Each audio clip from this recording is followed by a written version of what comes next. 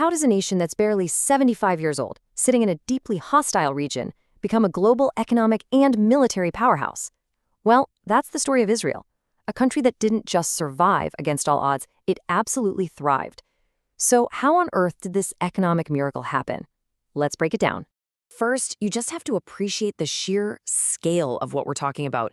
Israel's GDP per capita, which is a great way to measure a country's wealth, is now over $52,000. That's more than major European economies like Germany. And when you compare it to its regional neighbors like Egypt at just 3,500, the difference is just staggering. And here's the real kicker. Unlike a lot of its wealthy neighbors, Israel's prosperity wasn't built on digging vast reserves of oil or gas out of the ground. No, not at all. With almost no major natural resources to speak of, this wasn't a story of finding wealth. It was a story of creating it, basically from scratch. Which, of course, brings us to the core question.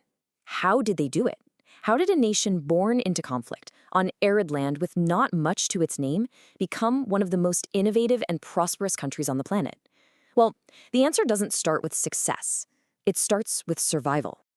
See, long before it became an economic powerhouse, Israel was just a nation fighting for its very existence. So to really understand this success story, we have to look back at the immense challenges of its early decades, challenges that pushed it right to the absolute brink of collapse. Right from the moment it was founded in 1948, Israel was plunged into conflict. For decades, the country was in a near-constant state of war. Survival, not prosperity, was the only thing that mattered. And all that relentless pressure just kept building and building until, by the 1980s, the nation found itself staring into a total economic disaster. The pressures were coming from all sides. Think about it. On one hand, you've got these huge external threats, arid land and constant security dangers that required massive military spending. But at the same time, internally, the government was committed to high social spending to build the new state. Something had to give. And what gave was the economy itself. To pay for everything, the government just started printing more and more money. And the result? It was a catastrophe. Crippling hyperinflation. By the 1980s, prices were skyrocketing by over 350% every single year. The economy was in a death spiral. Okay, so with the country hitting rock bottom, it was obvious that a radical change was needed. This was the moment. This was the critical turning point when Israel pulled itself back from the brink with a set of decisive actions that didn't just save the economy, they laid the foundation for everything that came next. So they came up with this tough, two-step stabilization plan. First, the government made huge cuts to public spending to get its budget under control. Second, and this was absolutely critical, it made the central bank independent. That meant politicians could no longer just print money whenever they wanted, which forced real discipline. And you know what? By 1987, this shock therapy had worked. Hyperinflation was finally tamed. Now, they didn't do this completely alone. Stabilizing the economy also required outside help, which came from two main sources. The United States provided vital support with direct financial aid and generous lines of credit. And at the same time, the global Jewish diaspora played a massive role, providing everything from charitable donations to buying state bonds and, maybe most importantly, using their global business networks to open doors for Israeli companies. Okay, so the economy is stable. The bleeding has stopped. Now, the real transformation can begin. This wasn't just about recovery. It was about building something totally new. This is the story of how Israel went from a stable but struggling economy to a global hub of high-tech innovation, what people now call Silicon Wadi. And here's the crazy paradox at the heart of Israel's success. The country's greatest vulnerability, its constant nagging need for security, actually became its greatest economic strength. That relentless focus on defense forced the development of cutting-edge technologies that, it turned out, had applications far beyond the battlefield.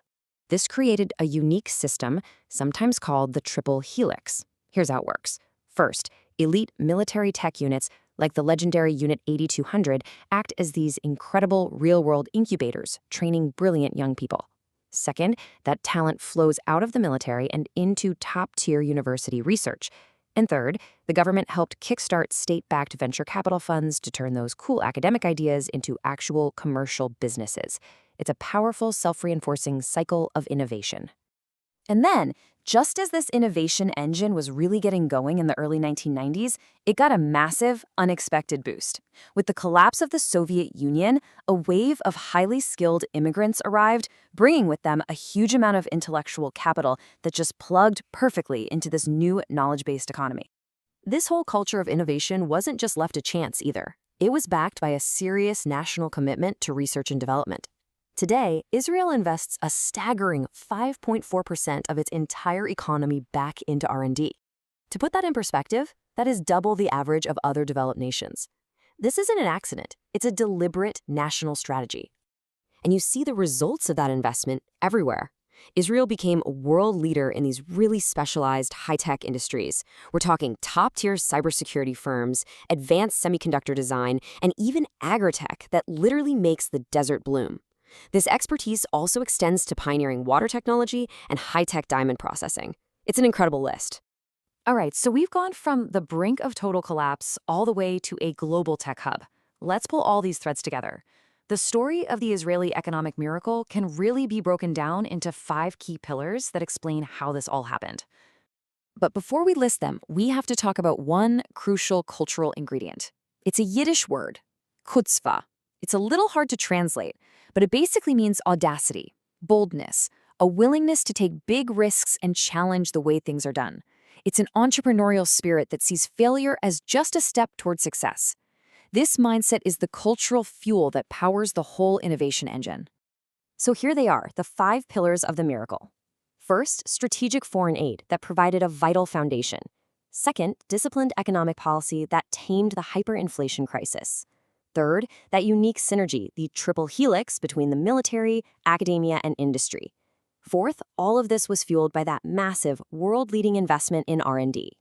And finally, underpinning everything is that cultural mindset of chutzpah. And this all brings us to one final, fascinating question.